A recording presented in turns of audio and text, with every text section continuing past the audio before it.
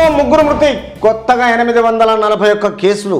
అమ్మో, రోజు రోజుకు చూస్తుంటే భారతదేశంలో కేసులు చాలా పెరుగుతున్నాయి. ప్రజలు చాలా జాగ్రత్త పడండి. దయచేసి మాస్క్ పెట్టుకోండి.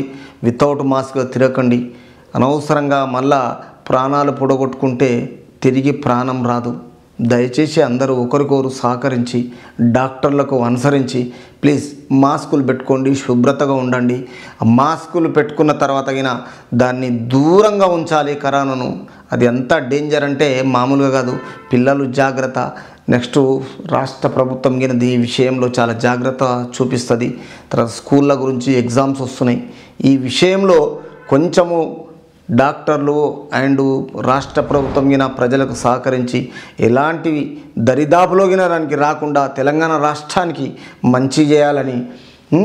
తర్వాత దేశంలో కొత్తగా 841 కోవిడ్ కేసులు నమోదయ్యాయి. గడిచిన 227 రోజుల్లో ఇదే అత్యధికం.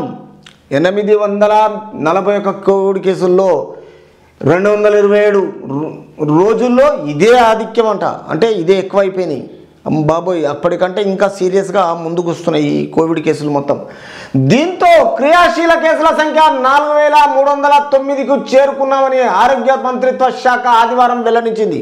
అంటే ఈ విషయంలో 4309కి చేరుకున్నాయంట. ఇది ఎక్కడి నుంచి? ఈ 227 నుంచి ఆదివారం వెల్లడించింది. గడిచిన 24 గంటల్లో కరోనా వల్ల కేరళ, కర్ణాటక, బీహార్లో ఒక్కొక్కటి చొప్పున 3 మరణాలు సంభవించింది. ఇవి ఎంతైతే ఫాస్ట్గా కరోనా కేసులు ఖచ్చితంగా ప్రజలెంబడి పడుతున్నాయో 24 గంటలకి కరోనా చికిత్స వల్ల కేరళ, కర్ణాటక, బీహార్లో ఒక్కొక్క స్టేట్లో ముగ్గురు ప్రాణాలు పోయినాయి. కాబట్టి ప్రజలారా చాలా జాగ్రత్తగా ఉండండి. కరోనాను దరిదాపులగిన రానియకండి. కొంచెం మాస్కులు పెట్టండి. డాక్టర్లకు సహకరించండి. మన రాష్ట్రంలో అయితే ఇంకా తెలంగాణలో లేదు. దేవుడి దయ వల్ల రాకపోవడం చాలా మంచిది రాష్ట్ర ప్రజలకు. తెలిసినోళ్ళే తొడేళ్ళు.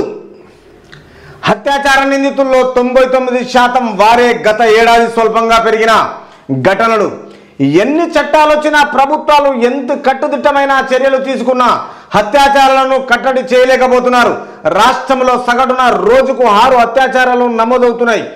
నిందితులు పరిచయం పేరుతోనే బంధుత్వం అడ్డు పెట్టుకొని ఆడవారిపై అఘాయిత్యాలకు పాల్పడుతున్న ఘటనలే అధికంగా ఉండడంతో వీటిని అదుపు చేయడం కష్టమవుతుంది. 4 ఏళ్ల క్రితము షాద్నగర్ పోలీస్ స్టేషన్ పరిధిలో జరిగిన దశ ఉదంతము ఎంత సంచలనం సృష్టించిందో తెలిసిందే.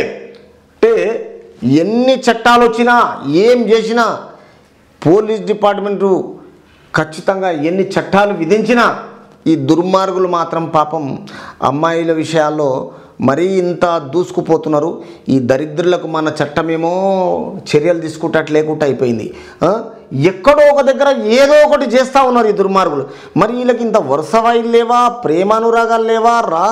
అసలు ఏం బుద్ధి లేని నా కొడుకులకు? పనిబాట లేదా? ఆలోచనలు రావా? జీవితం అంటే తెలియదా? ఇటువంటివి ఆడపడుచులను కొంచెము ఒక తల్లిగా, ఒక చెల్లెగా ప్రేమించే రోజులలో ఈ విధవలు మారరా? అసలు ఈ డిపార్ట్మెంట్లు ఎన్ని వచ్చినా పర్వాలేదు, ప్రభుత్వాలు ఎంత కట్టుదిట్టు చర్యలు తీసుకున్నా కానీ అత్యాచారాలను మాత్రం కట్టడి చేయలేకపోతున్నారు. ఇది ఎంత అన్యాయము! ఇంత ఘోరమైపోతుంది రోజు రోజుకు.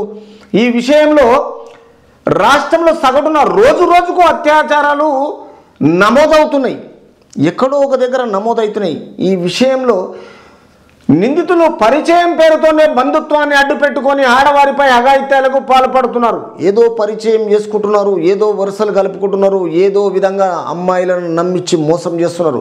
కాబట్టి రాష్ట్ర ప్రభుత్వం, తెలంగాణ రాష్ట్ర ప్రభుత్వానికి దయచేసి ముఖ్యమంత్రి గారికి ఒక చిన్న రిక్వెస్ట్ ఏంటిదంటే, పోలీస్ డిపార్ట్మెంటు ఎంత ప్రతిష్టంగా ఉందో అమ్మాయిల విషయంలో కొంచెం చాలా జాగ్రత్త పడి ఇట్లాంటివి జరగకుండా మన తెలంగాణ రాష్ట్రంలో చూడాలని.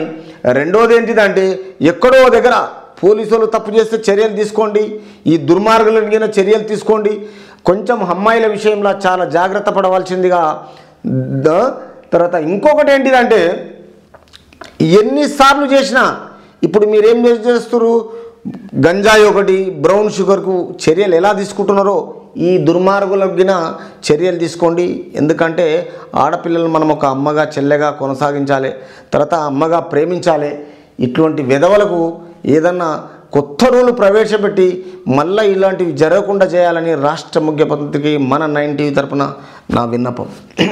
తర్వాత హత్యాఘటన యావత్ దేశాన్ని కుదిపేసింది. కానీ ఇలా అపరిచితుల వల్లే జరిగే అత్యాచారాలు బహుస్వల్పం. నమోదయ్యే మొత్తం కేసుల్లో ఇలాంటి 1% కూడా ఉండవు. 99% పైగా ఘటనలో బాధితులకు తెలిపిన వారే నిందితులని తేలుతుంది. అంటే ఈ విషయంలో ప్రతి ఒక్కరు చేయరు. అపరిచితుల వల్లే జరిగే అత్యాచారాలే బహుస్వల్పం. నమోదయ్యే మొత్తం కేసుల్లో ఇలాంటివి 1% మాత్రమే ఉంటుంది. 99%కి పైగా ఘటనలో బాధితులకు తెలిసిన వారు మాత్రమే ఈ నిందితులని. తర్వాత బాధితుల్లో తమకున్న పరిచయాన్ని అడ్డం పెట్టుకొని మాయ మాటలతో బోల్త పడేసి అమ్మాయితో జీవితాలతో ఆడుకుంటున్న దుర్మార్గులు వీళ్ళు. తర్వాత ప్రత్యేక రాష్ట్రం ఏర్పడిన తర్వాత తెలంగాణ పోలీసులు మహిళల భద్రతపై ఎక్కువ దృష్టి పెట్టారు. సంతోషం, పోలీస్ డిపార్ట్మెంట్కు కంగ్రాచులేషన్. ఎందుకంటే మహిళలకు చాలా జాగ్రత్తగా ఇట్లాంటి చర్యలు తీసుకోవాలి. ఈ దుర్మార్గుల మీద పోలీసులు కట్టుదిట్టంగా మహిళలపై భద్రత పెంచి వాళ్లకు సహకరించాలని.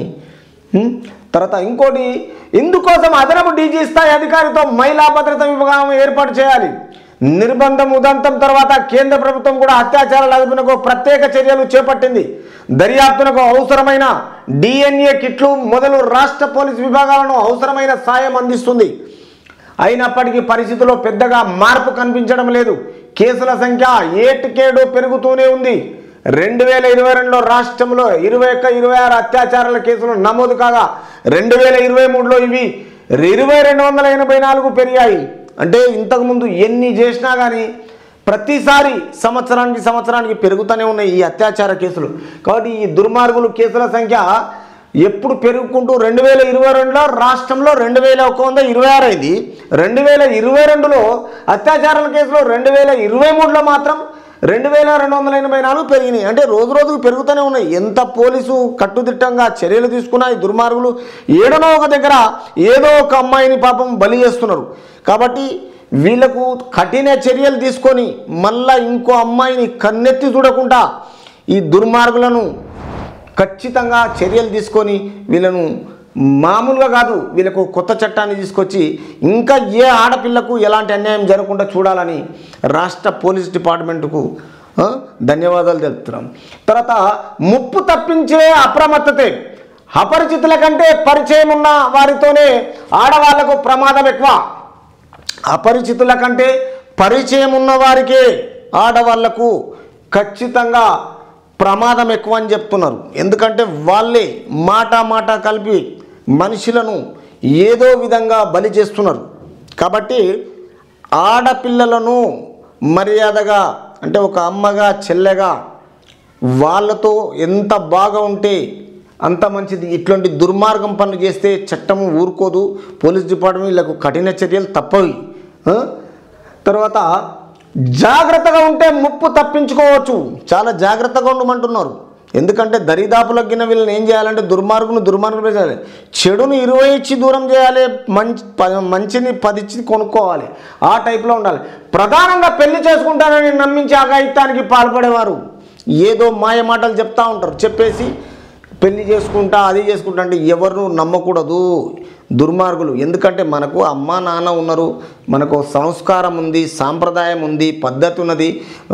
తల్లిదండ్రి ఏ అబ్బాయిని పెళ్లి చేసుకోవాలన్నా ఆ పిల్లోడు గురించి వాళ్ళ తల్లిదండ్రి గురించి బ్యాక్గ్రౌండ్లో ఆలోచన చేసి మనకు కరెక్టా, అతను ఏం చదువుకున్నాడు, రేపు ఇతనితో పెళ్లి చేసుకుంటే నా లైఫ్ కరెక్టా కాదా, ఇతని బ్యాక్గ్రౌండ్ ఏంది, ఇవన్నీ ఆలోచన చేసి ఖచ్చితంగా పెళ్లి చేసుకోవాలి. అదిగిన అరేంజ్ మ్యారేజ్.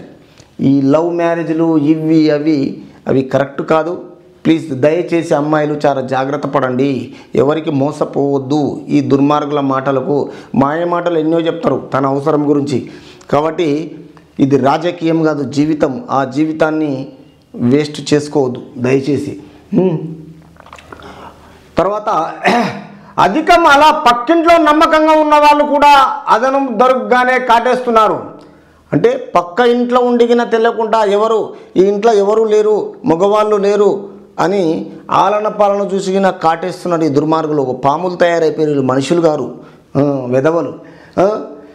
తర్వాత సహోద్యోగులను విష సర్పాలుంటాయి, స్నేహం నటుస్తూనే అవకాశం దొరికితే అత్యాచారానికి ఒడిగడుతున్నారు. అందుకే మహిళలు పరిచయం ఉంది కదా, ఎవరిని గుడ్డిగా నమ్మొద్దు, తోటి ఉద్యోగమే కదా అని పిలవగానే అక్కడికి వెళ్ళొద్దు. స్వయ జాగ్రత్తలతోనే అత్యాచారం ముప్పు నుంచి తప్పించుకోవచ్చని పోలీసు అధికారులు సూచిస్తున్నారు. దయచేసి అమ్మాయిలు ఎవరైనా పర్వాలేదు, ఎక్కడ పిలిచినా ఎవరిని నమ్మబలకొద్దు, ఎక్కడ పిలిచినా ఒంటరిగా పోకూడదు.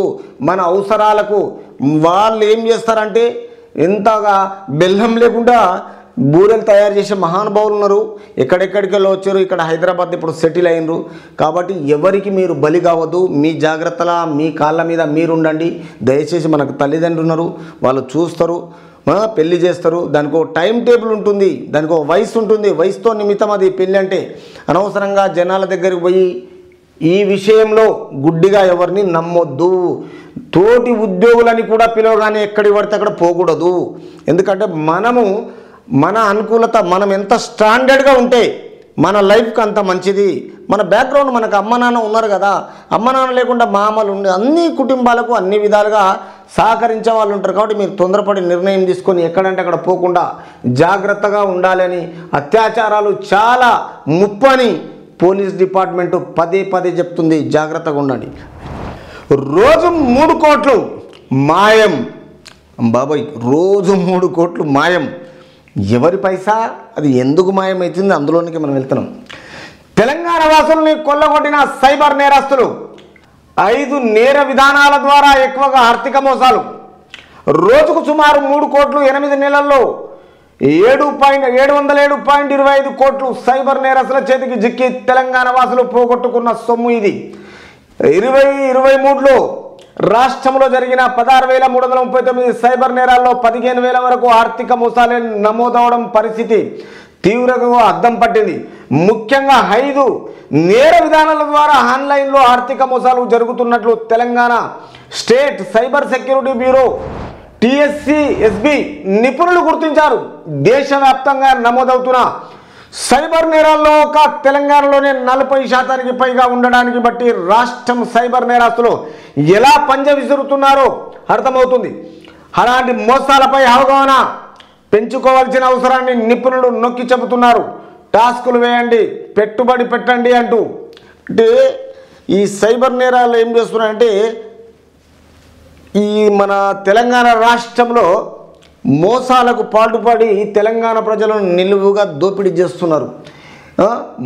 రోజుకు 3 కోట్లు అంటే 8 నెలల్లో 707.25 కోట్లు సైబర్ నేరస్తుల చేతికి చిక్కి తెలంగాణ వాసులు పోగొట్టుకున్న సొమ్ము ఇది. తర్వాత 2023లో ఈ సైబర్ నేరస్తులు రాష్ట్రంలో జరిగిన 16,339 సైబర్ నేరాల్లో 15,000 వరకు ఆర్థిక మోసాలే నమోదవడం ఈ పరిస్థితి తీవ్రతకు అద్దం పట్టింది. ముఖ్యంగా 5 నేర విధానాల ద్వారా ఆన్లైన్లో ఆర్థిక మోసాలు జరుగుతున్నట్లు Telangana state cyber security bureau నిపుణులు దీని మీద పేర్కొని ఇవన్నిటిని నేరాలను గుర్తించారు. దేశవ్యాప్తంగా నమోదవుతున్న సైబర్ నేరాల్లో ఒక్క తెలంగాణ 40% పైగా ఉండడానికి బట్టి రాష్ట్రంపై సైబర్ నేరస్తులు ఎలా పంజ విసురుతున్నారో అర్థమవుతుంది. అలాంటి మోసాలపై అవగాహన పెంచుకోవాల్సిన అవసరం నిపుణులు నొక్కి చెబుతున్నారు. టాస్కులు వేయండి, పెట్టుబడి పెట్టండి. అంటే వీళ్ళు ఏం చేస్తారంటే ఈ సైబర్ నేరస్తులు ప్రత్యేకంగా ఏదన్నా మొబైల్ దొరకంగానే ఒక ఆకాశరామన లేక ఎంత బ్రహ్మాండంగా మాట్లాడతారంటే, నేను ఆ బ్యాంకు నుంచి మాట్లాడుతున్నా, నేను ఈ బ్యాంకు నుంచి మాట్లాడుతున్నా, మీరు ఒక లోన్ అప్లై చేసిండ్రు, ఆ లోన్ అప్రూవల్ అయిపోయింది, తర్వాత ఆ లోనుకు కరెక్ట్గా మీకు 10 లక్షలు శాంక్షన్ అయిపోయింది, దీనికి ఇది మీరే అని మీ ఐడి ప్రూఫ్ కావాలి, మీ ఆధార్ నెంబర్ కావాలి, మీ బ్యాంక్ అకౌంట్ కావాలి, నేను ఒక మెసేజ్ పంపుతున్నా, ఆ మెసేజ్కి OTP మీరు సెండ్ చేయండి, మాకు రిప్లై ఇవ్వండి అనేసి ఉన్న బ్యాంకుల ఎంత అకౌంట్ ఉన్నాయో అన్నీ కరగా నాకేస్తారు. కాబట్టి జనాలు ఎవరికి మోసపోవద్దని పోలీసు వాళ్ళు పదే చెప్తున్నారు. చాలా మొబైల్ పట్టినప్పుడు జాగ్రత్తగా ఉపయోగించండి, జాగ్రత్తగా వాడండి. అకౌంట్ల విషయంలో చాలా జాగ్రత్తగా ఉండండి. కేసులు ఎంత తక్కువైతే అంత బాగా ముందుకు పోయి జనాలకు మోసపోకండి. సైబర్ నేరాల గురించి పదే పదే చెప్తున్నారు పోలీసు వాళ్ళ ఇంత తప్పు లేకుండా.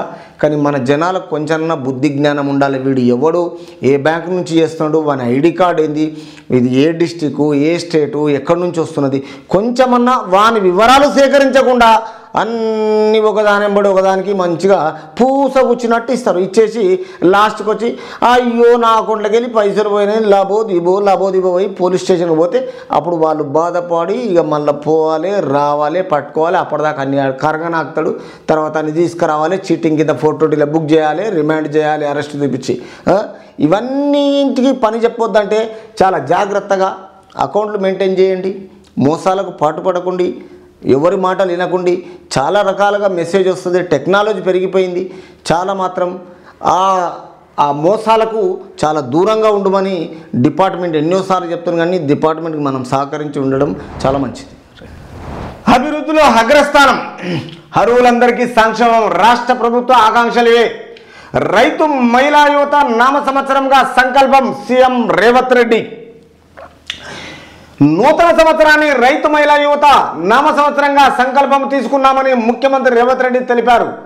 గత ప్రభుత్వంలో స్తంభించిన పాలనా వ్యవస్థ సమూల ప్రక్షాళనను సంకల్పించామని, ప్రజాపాలనకు అనుగుణంగా వ్యవస్థల పునర్వ్యవస్థీకరణ జరుగుతుందని ఆయన పేర్కొన్నారు. ప్రజల గోడు వినేందుకే ప్రజాభవన్లో ప్రజావాణి కార్యక్రమానికి శ్రీకారం చుట్టామని, కార్యనిర్వాహక వ్యవస్థలో మాననీయత జోడించి ప్రయత్నం చేస్తున్నామని వివరించారు. తెలంగాణ ప్రజలందరికీ నూతన సంవత్సర శుభాకాంక్షలు తెలుపుతూ ముఖ్యమంత్రి రేవంత్ రెడ్డి ఆదివారం ఒక ప్రకటనలో విడుదల చేశారు. మీ అందరి సహకారంతో రాష్ట్రంలో ప్రజాప్రభుత్వం ఏర్పాటు చేసుకున్నాం. ప్రజాస్వామ్య పునరుద్ధరణ, పౌరులకు స్వేచ్ఛ ఉంటుందన్న హామీని నిలబెట్టుకున్నాం. అంటే నూతన సంవత్సరంలో రైతు మహిళా యువత నామ సంవత్సరంగా సంకల్పము తీసుకున్నామని ముఖ్యమంత్రి రేవంత్ రెడ్డి తెలుపుతున్నాడు. ఈ విషయంలో గత హయాంలో స్తంభించిన పాలన నమూనాల ప్రక్షాళనకు సంకల్పించామని, ప్రజాపాలనకు అనుగుణంగా కరెక్ట్ ప్రగతి భవన్ ఏం చేశామంటే ప్రజాభవన్గా తీర్చిదిద్దాము. ఎందుకంటే ప్రజల కోరికలు, ప్రజల ఆపదలను మనం ఒక రాజకీయ వ్యక్తులుగా దాన్ని విశ్లేషించి వాళ్ళకు మనం సేవ చేయడానికే దాన్ని బద్దలు కొట్టేసి ఆ కంచెలను తీసేసి దాన్ని ప్రజాభవన్ చేశామంటున్నాడు ఎవరు, రాష్ట్ర ముఖ్యమంత్రి రేవంత్ రెడ్డి గారు. తర్వాత తెలంగాణ ప్రజలందరికీ నూతన సంవత్సర శుభాకాంక్షలు తెలుపుతున్నాడు. ఎందుకంటే కొత్త సంవత్సరం కాబట్టి రాష్ట్ర ప్రజలందరికీ మంచి జరగాలి అని ఆ దేవుడు ఆశీస్సులతో మొదలు శుభాకాంక్షలు తెలియజేశాడు. తర్వాత ఒక ముఖ్యమంత్రి రేవంత్ రెడ్డి ఆదివారం ఒక ప్రకటన విడుదల చేశారు. మీ అందరి సహకారంతో రాష్ట్రంలో ఏ ప్రభుత్వం ఏర్పాటుగా చేసుకున్నాం. ప్రజాస్వామ్య పునరుద్ధరణ, పౌరులకు స్వేచ్ఛ ఉంటుందని హామీని నిలబెట్టుకున్నాము. 6 గ్యారెంటీలు మాత్రం చేశాము, మిగతా చేస్తా అంటాడు. అయితే కొత్త ఏడాదిలో మిగతా గ్యారెంటీలు అమలుకు సిద్ధంగా ఉన్నాం. అర్హులైన ప్రతి ఒక్కరికి సంక్షేమం అందాలి, అభివృద్ధిలో రాష్ట్రం అగ్రభావన ఉండాలన్నదే ప్రభుత్వ ఆకాంక్ష. అంటే వీళ్ళు ఇచ్చిన మేనిఫెస్టోలో 6 మాత్రం కరెక్ట్గా చేశాము, ఇంకా మిగతా 4 చేస్తాం. అతి తొందరలోనే మీకు ఇచ్చిన మేనిఫెస్టోను అంగీకరించి ఖచ్చితంగా అది నెరవేర్చాలని రాష్ట్ర ప్రజలకు ఆయన చెప్పడం జరుగుతుంది. ప్రతి మాటకు కట్టుబడి ఉన్నాము. యువతకు ఆధునిక సాంకేతిక పరిజ్ఞానం అందించి వారి భవిష్యత్తుకు గ్యారంటీ ఇచ్చే దిశగా ఆలోచన చేస్తున్నాం. అంటే 6 గ్యారంటీలు ఇచ్చిండు కాబట్టి అవి ఇచ్చడానికి, ప్రజలకు అందుబాటులో తీసుకురావడానికి అదే ఆలోచనలో ఉన్నారంట. ప్రాథమిక నుంచి ఉన్నత విద్య వరకు సమూల ప్రక్షాళనకు ప్రభుత్వం సిద్ధంగా ఉంది. రైతులకు ఇచ్చిన ప్రతి మాటకు కట్టుబడి ఉన్నాం. ప్రభుత్వంలో చిన్నాభిన్నమైన రాష్ట్ర ఆర్థిక పరిస్థితిని పరిష్టం చేసే దిశగా ఆర్థిక పరిస్థితిని అడుగులు వేస్తున్నాము. ఆర్థిక, విద్యుత్ రంగాల్లో వాస్తవ పరిస్థితులను శ్వేతాపత్రాల ద్వారా మీకు ముందుంచాం. అంటే మీకు భవిష్యత్తు గ్యారంటీగా ఏ ఆలోచన పరంగా మేనిఫెస్టోలు ఇచ్చిన గ్యారంటీగా అన్నీ నెరవేరుస్తామంటున్నాడు. రైతులకు ఇచ్చిన మాటగిన కట్టుబడి ఉండామంటున్నాడు. తర్వాత రాష్ట్ర ఆర్థిక పరిస్థితిని పరిష్టం చేసే దిశగా అడుగులు వేస్తున్నాడు. ఆర్థిక, విద్యుత్ రంగాల్లో వాస్తవ పరిస్థితులను శ్వేతపత్రాల ద్వారా ముందుంచామంటున్నాడు. కాబట్టి సాగునీటి రంగంలో అవినీతిపైన శ్వేతపత్రం ద్వారా వాస్తవాలు వెల్లడిస్తాం. సాగునీటి రంగంలో అవినీతిపైన శ్వేతపత్రం మీద వాస్తవాలు వెల్లడిస్తామంటున్నాడు. తర్వాత గత ప్రభుత్వంలో జరిగిన అవినీతిపై చర్యలు తీసుకుంటాము. దోపిడీకి గురైన తెలంగాణ రాష్ట్ర ప్రజల సంపదను తిరిగి రాబట్టే దిశగా చర్యలు మొదలుపెట్టాము. అంటే గత ప్రభుత్వములు చేసిన ఎవరికి తెలియకుండా అవినీతిని దానికిన కక్కిస్తా అంటున్నాడు. ఎందుకంటే దానికి ఒక టీం తయారు చేస్తారు. అవినీతి ఎవరు చేసినా పర్వాలేదు రాష్ట్రంలో, అది అధికారపరంగా చేసినా అనధికారంగా చేసినా ప్రతిపక్షాలు చేసినా ఖచ్చితంగా ఈ బీఆర్ఎస్ మాత్రం చేసిందని ఇది రాష్ట్ర ప్రజలకు తెలుసు, ఇప్పుడు వచ్చిన కాంగ్రెస్ ప్రభుత్వానికి తెలుసు. ఖచ్చితంగా వాళ్ళతో ఈ అవినీతిని ఖచ్చితంగా కక్కిస్తారు. గవర్నమెంట్ తొందరలోనే ఇది స్టార్ట్ చేస్తారు. ప్రభుత్వంలో జరిగిన ఈ అవినీతి చర్యలు మొత్తం తీసుకొని దోపిడీకి గురైన ప్రజలను, తెలంగాణ ప్రజల సంపదను మొత్తం తిరిగి వచ్చే దిశగా మొత్తం ఇది పింఛన్లు, రేషన్ కార్డులు, ఇళ్ల కోసము లక్షల మంది అర్హులు 10 ఏళ్ళుగా ఎదురు చూశారు. అంటే పింఛన్ల గురించి, రేషన్ కార్డుల గురించి, డబుల్ బెడ్రూమ్ల గురించి 10 ఏళ్ళు ఎదురు చూశారు. ఏ ఒక్కరికి మేలు జరగలేదు, ఏ ఒక్కరికి రేషన్ కార్డు ఇవ్వలేదు, అన్ని బ్లాక్ చేశారు. పింఛన్లకి సరిగ్గా రాలేదు. వాళ్ళని అడిగే దిక్కే లేదా. దరిదాపులో వస్తే రాజకీయ నాయకులనే రానిచ్చేది లేదా, కారు లోపలికి రానిచ్చేది లేదా, సీతక్క వస్తే రానియరా, మన గద్దర్ వస్తే రానియకపోయే. ఇదే ఇప్పుడున్న మనకు చీఫ్ మినిస్టర్ రేవంత్ రెడ్డి గారు పోతే ఈయన రానియలేదు ప్రగతి భవన్లకు. మరి వీళ్ళ పరిపాలన ఎవరిచ్చిన వీళ్ళకి అధికారం? ప్రజలు ఇచ్చిన అధికారాన్ని ఇంత దుర్వినియోగం చేసి అవినీతికి పాల్పడి ఈరోజు అవన్నీ చేస్తుంటే ఇంకా కౌంటర్లు ఇస్తారు ఇలా ముఖాలకు. అంటే వాళ్ళు దోసుకొని తినని ఏదన్నా చేయని కానీ మమ్మల్ని ఎవరు అడగొద్దు. అహంకార ధోరణి బాగా ఉన్నది. తర్వాత అర్హులైన ప్రతి ఒక్కరికి సంక్షేమ ఫలాలు అందుతాయి. అర్హులైన వారికంటే ఏదైతే గవర్నమెంట్ ఒక నిర్ణయం తీసుకుంటుందో టర్మ్స్ అండ్ కండిషన్, దానికి అర్హులైన వారికి అందరికీ అందుతాయి, ఫలాలు అందుతాయి అంటున్నాడు. తర్వాత ప్రతి ఒక్కరికి తెలంగాణ ఉద్యమకారులకు కేసుల నుంచి విముక్తి కల్పించే విషయంలో ప్రభుత్వం చిత్తశుద్ధితో ఉంది. ఆటో కార్మికులు, అసంఘటిత కార్మికుల సంక్షేమం కోసం 5 లక్షల బీమా సౌకర్యం తీసుకొచ్చాం. కరెక్టే కదా. ఇప్పుడు ఏంటంటే ఆర్టీసీలో మేనిఫెస్టోలో ఉన్నది మహిళలకు ఉచిత ప్రయాణం ఇచ్చారు కాబట్టి ఇప్పుడు ఆటో వాళ్ళకు చాలా ప్రాబ్లం క్రియేట్ అయిపోయింది. వాళ్ళకు ఈరోజు పెట్రోల్కైనా, గ్యాస్కైనా, డీజిల్కైనా ఏది బిజినెస్ కాక వ్యాపారాలు మొత్తం కొల్లగొట్టిండ్రు. ఎందుకంటే జనాలంతా ఫ్రీగా వస్తుందని రాష్ట్ర ప్రభుత్వం ఇచ్చిన ఆర్టీసీ బస్సులలో, కార్పొరేషన్ బస్సులలో తిరుగుతున్నారు. కాబట్టి ఆటోలు ఎలా వస్తుంది? వాళ్ళ ఇండ్లు గడవాలన్నా, కూరగాయలు కావాలన్నా, రెంట్లు కట్టాలన్నా, ఫైనాన్స్ కట్టాలన్నా చాలా ప్రాబ్లంలో పడ్డారు. కాబట్టి వాళ్లకు రాష్ట్ర ముఖ్యమంత్రి ఏం చేసిండంటే వీళ్ళ అసంఘటిత కార్మికుల సంక్షేమం కోసము 5 లక్షల బీమా సౌకర్యం మీద తీసుకొచ్చిండట. కాబట్టి జర్నలిస్టుల సంక్షేమం పట్ల ప్రభుత్వం చిత్తశుద్ధితో ఉంది. జర్నలిస్టులగిన ఏదైతే సంక్షేమం పట్ల ప్రభుత్వం విన దీని చిత్తశుద్ధితో ఉందంటున్నాడు. కాబట్టి త్వరలో వాళ్ళ సమస్యలకు పరిష్కారం లభిస్తుంది. కవి దాశరథి కలం నుంచి జాలువారిన విధంగా నా తెలంగాణ కోటి రతనాల వీనగా కోట్ల మంది ప్రజల సంక్షేమవానగా అభివృద్ధిలో శిఖరాగ్రాన నిలవాలని ఆకాంక్షిస్తున్నాం అని సీఎం పేర్కొన్నారు. అంటే ఇది ఏదైతే జర్నలిస్టుల విషయంలో త్వరలో వాళ్ళ సమస్యలకి పరిష్కారం చేస్తుంటుండు. మళ్ళీ తిరిగి నా తెలంగాణ కోటి రతనాల వీణగా కోట్ల మంది ప్రజల సంక్షేమవానిగా ఈ అభివృద్ధిలోగిన శిఖరాగ్రహణ నిలవాలని ఆకాంక్షిస్తూ మళ్ళా సీఎం ఏం చేస్తున్నాడంటే దీన్నన్నిటికీ సంక్షేమ ఫలాలుగా అందరికీ అన్ని విధాలుగా చేస్తా అంటున్నాడు.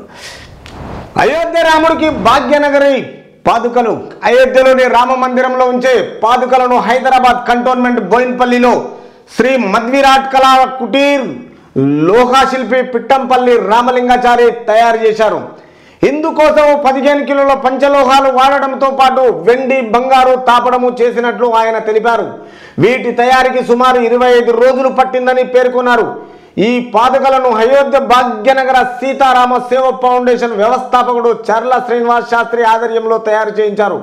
అంటే ఈ నెల 22వ తారీఖున అయోధ్య రాముడికి అయోధ్యలో భాగ్యనగరి పాదుకలు, అంటే ఇక్కడ దేవుడికి పాదరక్షకులు అంత అన్ని ఈ లోహా శిల్పి పిట్టంపల్లి రామలింగేశ్వర లింగచారి గారు ఈ విధంగా 15 రోజులు అంటే ఈ విధంగా ఇందుకోసం 15 కిలోల పంచలోహాలు వాడడంతో పాటు వెండి బంగారు తర్వాత తాపడము వేసినట్లు ఆయన తెలిపారు.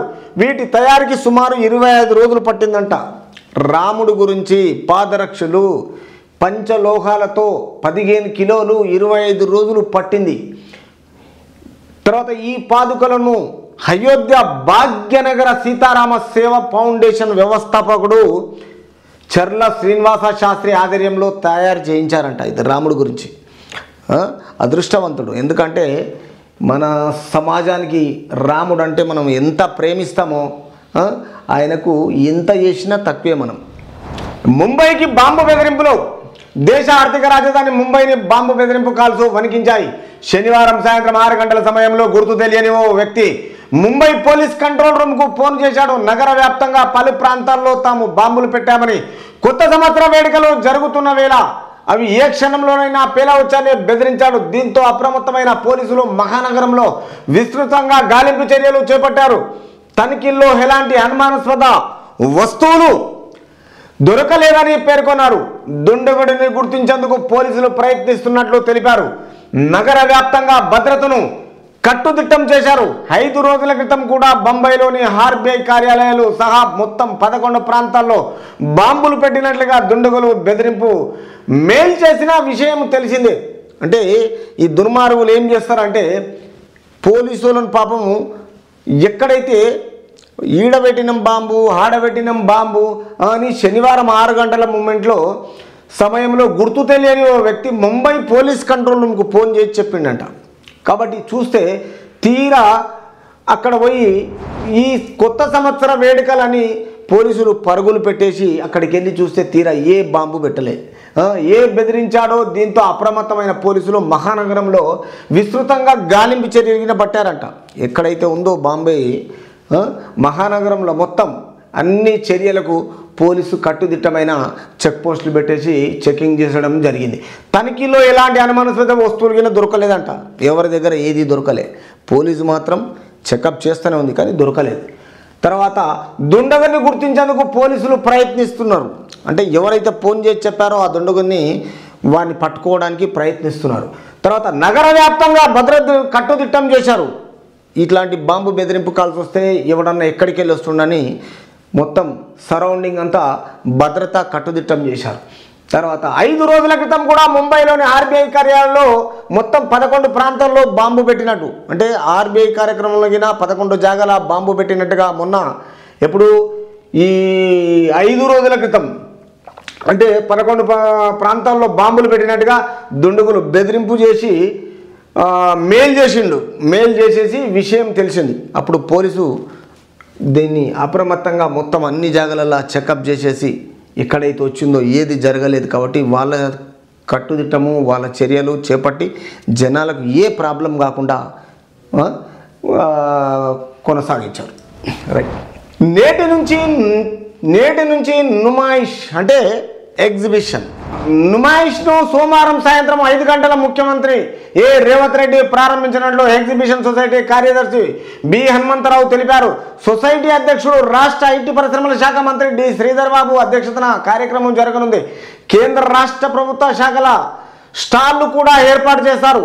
24 గంటల పాటు బందోబస్తు ఏసీబీ ఆకుల చంద్రశేఖర్. అంటే ఈరోజు 5 గంటలకు రాష్ట్ర ముఖ్యమంత్రి రేవంత్ రెడ్డి గారు ఎగ్జిబిషన్ను ప్రారంభోత్సవం చేస్తున్నారు. ఇక్కడ కట్టుదిట్టంగా పోలీస్ వ్యవస్థ, తర్వాత ఎగ్జిబిషన్ సొసైటీ కార్యదర్శి బి హనుమంతరావు, తర్వాత సొసైటీ అధ్యక్షుడు రాష్ట్ర ఐటీ పరిశ్రమల శాఖ మంత్రి డి శ్రీధర్ బాబు గారు తర్వాత అధ్యక్షన కార్యక్రమం వహించి కేంద్ర రాష్ట్ర ప్రభుత్వ శాఖలను స్టాళ్లను కూడా ఈ ఎగ్జిబిషన్ కూడా ఏర్పాటు చేశారు. కాబట్టి ఈరోజు 5 గంటలకు ఓపెన్ చేయడానికి రాష్ట్ర ముఖ్యమంత్రి వెళ్తున్నారు. 24 గంటలు బందోబస్తు. ఎగ్జిబిషన్ మైదానంలో సోమవారం నుంచి 46 రోజుల పాటు ప్రత్యేకంగా పోలీస్ అవుట్ పోస్ట్తో పాటు పోలీస్ కమాండ్ కంట్రోల్ను ఏర్పాటు చేస్తున్నట్లు హ్యాబిట్స్ ఏసీపీ ఆకుల చంద్రశేఖర్ తెలిపారు. 200 మంది పోలీస్ అధికారులు సిబ్బంది విధుల్లో ఉంటారు. షీ బృందాలను నియమిస్తున్నామన్నారు. శాంతి భద్రతల సమస్య ఎదురైతే డయల్ 100కు ఫిర్యాదు చేయవచ్చని కోరారు. అంటే ఎగ్జిబిషను స్టార్ట్ చేసిన ప్రారంభోత్సవంలో 46 రోజులు ఎగ్జిబిషను బ్రహ్మాండంగా హైదరాబాద్లో అజంతా గేట్ ఎగ్జిబిషన్ గ్రౌండ్లో జరుగుతుంది.